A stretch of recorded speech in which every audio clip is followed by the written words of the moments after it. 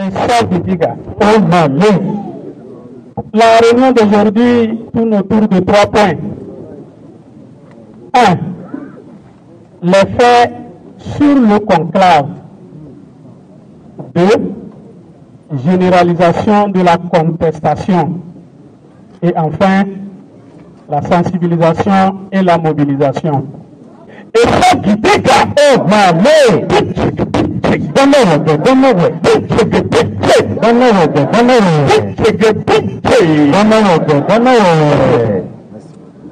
Merci beaucoup, merci beaucoup, merci beaucoup. Alors, comme le compatriote Nourindine Kefe vient de le dire, lors du jour de la réunion d'aujourd'hui porte sur les 3 points précités et sans pour autant tourner autour du pot, nous allons rentrer dans le vif du sujet. Nous allons ouvrir notre réunion de cette soirée sous le signe de la reconnaissance en Dieu pour nous avoir inspirés et avoir conduit notre lutte au stade d'aujourd'hui. Puisse-t-il accepter tous nos martyrs dans son jardin du paradis le plus sublime, qu'il guérisse tous nos blessés d'une manière prompte.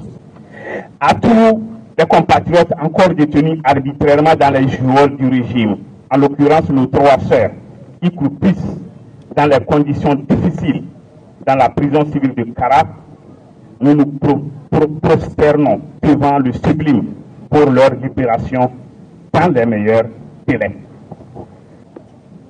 À tous les déplacés, nous prions le Seigneur afin qu'il raffermisse notre action, créant ainsi un cadre d'alternance et de sécurité pour leur retour sain et sauf au Bercail. Avant d'aborder les différents points d'ordre du jour, permettez-moi, chers compatriotes, de vous rassurer que l'issue de notre lutte sera favorable au regard des faits et gestes du régime ces derniers temps. Sinon, comment comprendre que le régime qui considère avoir atteint ses objectifs en organisant un coup de force électoral le 20 décembre 2018, avec tout ce qui suit, est versé dans une nouvelle recrudescence des manœuvres dilatoires et sordides fondées sur le harcèlement des militants du PNP. Se manifeste à travers la tentative d'enlèvement du président fédéral du PNP à Flau, l'enlèvement nocturne du militant Idriss Mansourou, allié et détenu dans la prison civile d'Atakame, ainsi que l'incendie de la mosquée au camp Fir dans la nuit du 19 au 20 février 2019 à Sobo Sito. Chers compatriotes, la lutte continue. Nous voulons ici faire comprendre à tout ce monde qui est dans le bleu que notre volonté de nous libérer, à l'instar d'autres peuples dans l'histoire contemporaine et ancienne, est indéniable et irréductible. J'ai pensé au peuple tunisien et égyptien en 2011, au peuple yougoslave en l'an 2000, au peuple français en 1789, pour ne citer que cela. Et quand le régime peut-être soutient qu'il n'y aura plus d'un 19 août au Togo, nous serons obligés de lui faire savoir que toutes les dates de l'année en cours se terminent malheureusement par 19. Donc pas d'échappatoire. Alors, nous allons revenir sur les points d'ordre du jour. Chers compatriotes, l'heure de revenir sur l'ordre du jour a sonné, dont le premier point tourne autour des faits sur le conclave. Autant notre contribution sur la coalition semaine passée s'était limitée à l'esprit qui sous-tendait sa création, autant notre contribution sur le conclave ne concernera pas les travaux proprement dits de celui-ci, dénommé journée de réflexion, mais seulement sur les faits. Les buts et objectifs pour les tenants du conclave sont les suivants.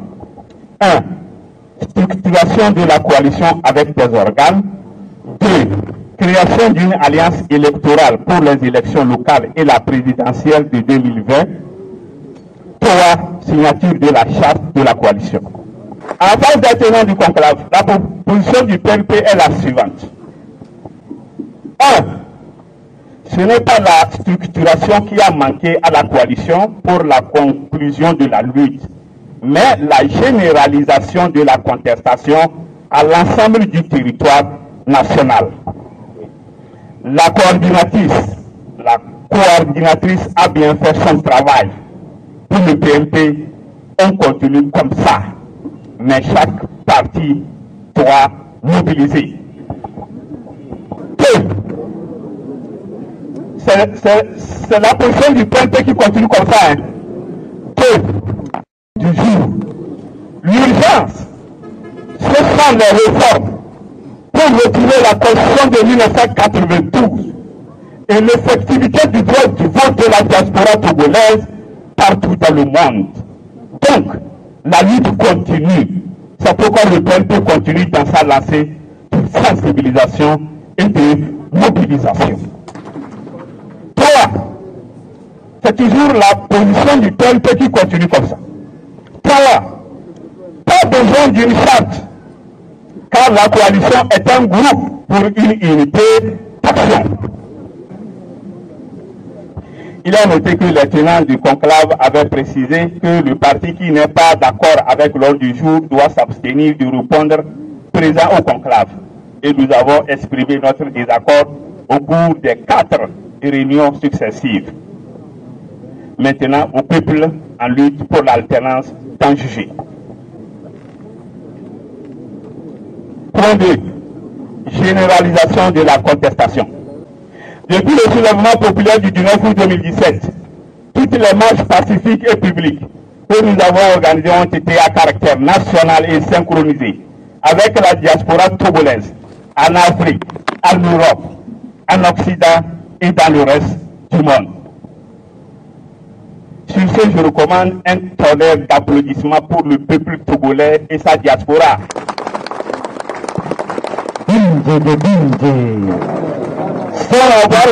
Pour avoir fonctionné depuis le 19 août jusqu'aujourd'hui dans une parfaite symbiose.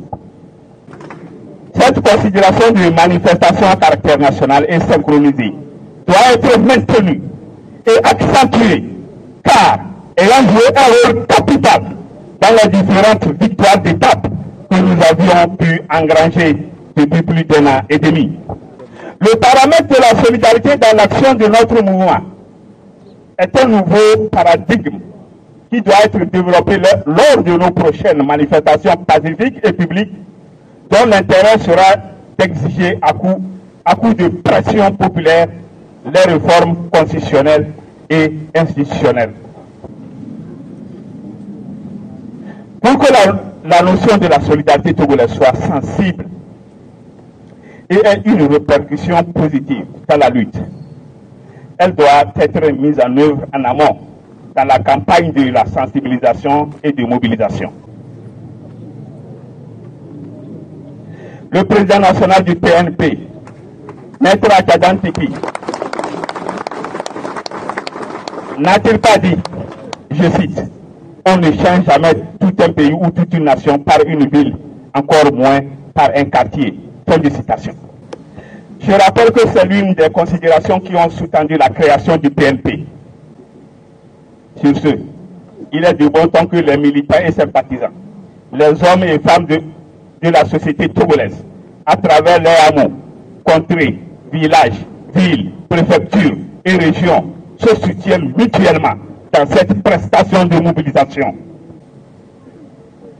Au nom de cette solidarité, nous devons dépasser toutes les considérations qui nous sont porteuses d'une unité d'action d'envergure, à même de nous aider à déboulonner le maillon faible de la chaîne togolaise, qu'est le régime RPT UNIR, incarné par la famille Gnassingbé. Après la victoire, le lien social entre filles et fils d'une même nation, de Sinkati jusqu'à Nord, sera resserré et place sera réservée à la paix, la concorde, le partage, la construction de notre pays et de notre continent. Nous arrivons maintenant au point 3 de notre ordre du jour, qui est sensibilisation-mobilisation. La rubrique de la sensibilisation et de la mobilisation, les prochaines marches doivent faire l'objet de véritables marées humaines aussi bien à la capitale Lomé qu'à l'intérieur du pays, à travers les villes, villages et les faubourgs. La mobilisation des prochaines marches doit être 2, 3 ou 4 fois celle atteinte un 3 février 2018 à Lomé et un 29 novembre ou un 1er décembre 2018 à Sokodé, et ainsi de suite sur toute l'étendue du territoire national. Raison pour laquelle le bureau exécutif du PRP, par la voix du président national, Maître Achadan Tikri, me charge de rendre hommage à toutes les sections du parti qui ont été une fois encore actives dans le cadre de la sensibilisation et de mobilisation durant la semaine qui s'achève.